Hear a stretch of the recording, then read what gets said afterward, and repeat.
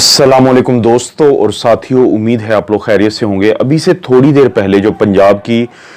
यानी जो सूबाई वज़ीर सेहत हैं डॉक्टर यास्मीन राशिद, उनका एक बयान सामने आया है जिसमें उन्होंने ये कंफर्म किया है, क्योंकि ज़ाहिर है वो एक इंतहाई ज़िम्मेदार पोजीशन पे हैं। उन्होंने ये कंफर्म किया है कि अभी पंजाब में जो स्पाइक्स आ रही हैं, जो ज़्यादा केसेस की तादाद बढ़ रही है, तो ये जो बरतानवी स्ट्रेन है जिसको कैंट वेरिएंट भी कहते हैं, क्योंकि यूके का एक इलाका है कैंट का इलाका, तो वहाँ से ये जो वेरिएंट है ये सामने आया था। दूसरा इसका नाम है B.1.1.7। तो उनका ये कहना है कि जो पंजाब में मुख्तलिफ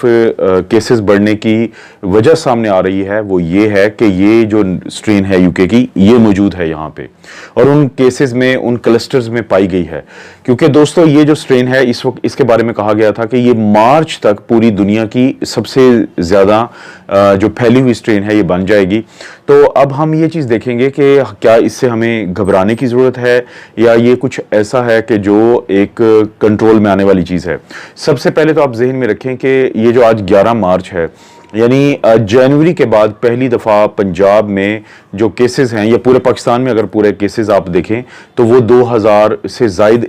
एक दिन में जो नए केसेस आए हैं उनकी तादाद दोबारा हुई है, क्योंकि ये केस ड्रॉप हो चुके थे। लेकिन अगर आप कर्व पे भी गौर करें, ये जो आप कर्व देख रहे हैं जिसका मैं अक्सर अब जिक्र कर रहा हूँ, और मैं शुरू दिन से कहता था कि ये जो कर्व है इस पर हमने नज़र रखनी है, ये हमें बहुत कुछ बताएगी। इस कर्व में जो ये अपसर्ज आई है, ये अपटिक आई है, ये जो ऊपर की तरफ जा रही है, तो ये हमें बताती है कि केसेस नीचे जाके वापस ऊपर गए हैं। लेकिन क्योंकि पिछले दिनों आप लोगों को पता है कि पहले तो पाकिस्तान में सिर्फ एक मशीन थी जीनोम सीक्वेंस की, जो इस्लामाबाद में नेशनल इंस्टीट्यूट ऑफ हेल्थ है उसके पास थी। लेकिन आज से कुछ हफ्ता पहले पंजाब में लाहौर में भी जो जीनोम सीक्वेंसिंग मशीन खरीदी गई थी, और इसका सबसे बड़ा फायदा हमें यह होना था, जो हुआ भी है, कि अगर खुदा ना खास्ता कभी भी यहाँ पे अचानक केसेस बढ़ेंगे तो फिर उनका जीनोम एनालिसिस किया जाएगा, और जिससे हमें पता चलेगा कि पाकिस्तान में ये पुराना ही स्ट्रेन है जिसको D614G कहते हैं, वुहान स्ट्रेन है, या फिर ये कोई नई स्ट्रेन है। तो अब पंजाब की जो वज़ीर सेहत हैं यास्मीन राशिद, उन्होंने ये चीज़ कंफर्म की है एक प्रेस कॉन्फ्रेंस के दौरान के जो बढ़ते हुए केसेस हैं पंजाब में, उसकी एक बड़ी वजह है यूके की स्ट्रेन। दोस्तों, जो यूके की स्ट्रेन है इसके बारे में पहली मैं आपको एक अच्छी खबर बता दूं कि ये स्ट्रेन वैक्सीन के से कंट्रोल होती है, यानी खुदा न खास्ता ये वो स्ट्रेन नहीं है, ये वो वेरिएंट नहीं है कि जिसके ऊपर वैक्सीन का असर नहीं होगा। तो अभी अल्हम्दुलिल्लाह पाकिस्तान में जो वैक्सीनेशन चल रही हैं, जो हेल्थ केयर वर्कर्स को भी लगे हैं, जैसे मुझे खुद पहली डोज लग चुकी है, और उम्मीद है इंशाल्लाह 18 मार्च के बाद किसी भी वक्त मुझे दूसरी डोज लगने के चांसेस हैं। और इसी तरह हमारे जो बुजुर्ग हैं उनको कल यानी 10 मार्च से जो वैक्सीनेशन का अमल शुरू हुआ है, और काफ़ी लोगों को 24 घंटे में सैकड़ों जो लोग हैं उन्होंने ये वैक्सीन लगवाई है, और अल्हम्दुलिल्लाह बड़ी खैर वफियत से लगवाई है। तो ये तमाम जो वैक्सीन्स हैं ये कंट्रोल करती हैं इस नई स्ट्रेन को भी, B.1.1.7 को। और ये क्यों, इसका नुकसान क्या है? ये जो यूके की वेरिएंट है ये ज़्यादा तेज़ी से फैलती है एक से दूसरे शख्स में, ये ट्रांसमिसिबल ज़्यादा है, और इसकी भी वजह मैं मुख्तलिफ वीडियोज़ में बता चुका हूँ कि इसकी जो स्पाइक प्रोटीन है उसके अंदर ऐसी तब्दीली आती है म्यूटेशंस की वजह से, कि ये फिर हमारा जो सेल्स होते हैं, ACE2 रिसेप्टर्स जो होते हैं हमारे सेल्स के, उनके साथ मजबूती से जुड़ती है। और जब ये वायरस मजबूती से जुड़ जाता है अपनी स्पाइक प्रोटीन की मदद से, तो किसी भी शख्स को जो इन्फेक्टेड होगा उसके नाक और गले में ज्यादा मिकदार में ये वायरस मौजूद होगा, और जब वो खांसी करेगा, जब वो बातें करेगा, वो शाउट करेगा, वो सिंगिंग करेगा, या किसी भी वजह से उसको गहरे सांस लेने पड़ेंगे, तो उसके करीब जो लोग होंगे उनको चांसेस होंगे कि ये वायरस ज्यादा मुंतकिल हो। और यही हमारे अब मुशाहिदे में आ रहा है कि पहले होता था कि अगर किसी घर से एक आ गया है या दो आ गया है, तो अब हम देखते हैं कि फैमिलीज के अंदर ज्यादा लोगों को ये जो केसेस हैं अचानक सामने आ रहे हैं।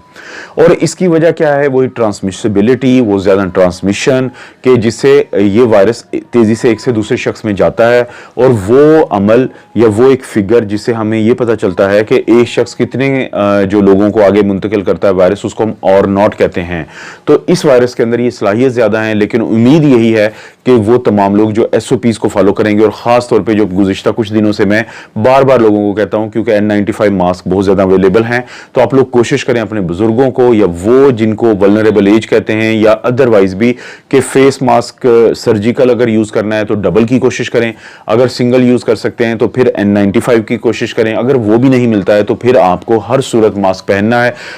हाथों को आपने साबुन और पानी से 15 से 20 सेकंड के लिए धोना है या सैनिटाइजर से उनको रब करके वॉश करना है। और इसी तरह कोशिश करनी है कि बहुत ज़्यादा अभी आने वाले 2 से 3 हफ्ते में बहुत ज़्यादा उन जगहों पे मत जाएं जो क्राउडेड प्लेस हैं। इसकी मैं आपको सिर्फ ये मिसाल दे देता हूं कि अल्हम्दुलिल्लाह आज के रोज़ यानी 11 मार्च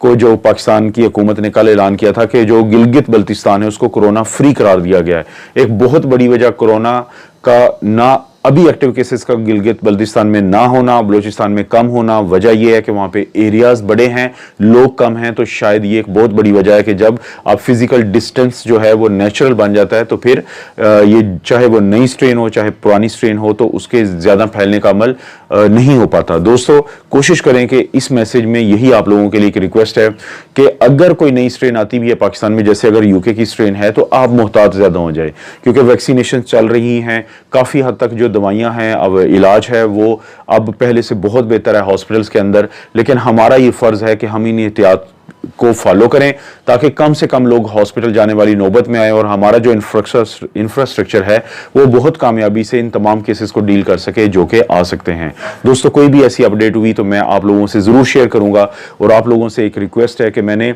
एक एक्सक्लूसिव यानी एक कार्डियोलॉजी पे, दिल की बीमारियों पे, ब्लड प्रेशर की बीमारियों के लिए एक चैनल क्रिएट किया है। अगर आप लोग मुनासिब समझें तो डिस्क्रिप्शन में मैं लिंक दे रहा हूं, तो आप ज़रूर विजिट करें, क्योंकि फ्यूचर में ना सिर्फ ये कि इसके ऊपर मैं दिल की जो बीमारियां हैं जिसमें ब्लड प्रेशर की दवाई बीमारियां भी शामिल हैं उनके ऊपर वीडियोस बनाऊंगा, बल्कि आप दोस्तों के जो सवालात होंगे उनके भी जवाबात बाकायदगी से देने की कोशिश करूंगा। और यही मैं रिक्वेस्ट करूंगा कि उस चैनल पर सिर्फ आप दिल की बीमारियों से मुतल्लिक में मुझसे सवाल कर सकते हैं। आप अपना और अपनी फैमिली का ख्याल रखें। अल्लाह ताला आपको और आपकी फैमिली को हर किस्म की बुराई, बीमारी और आजमाइश से महफूज रखे।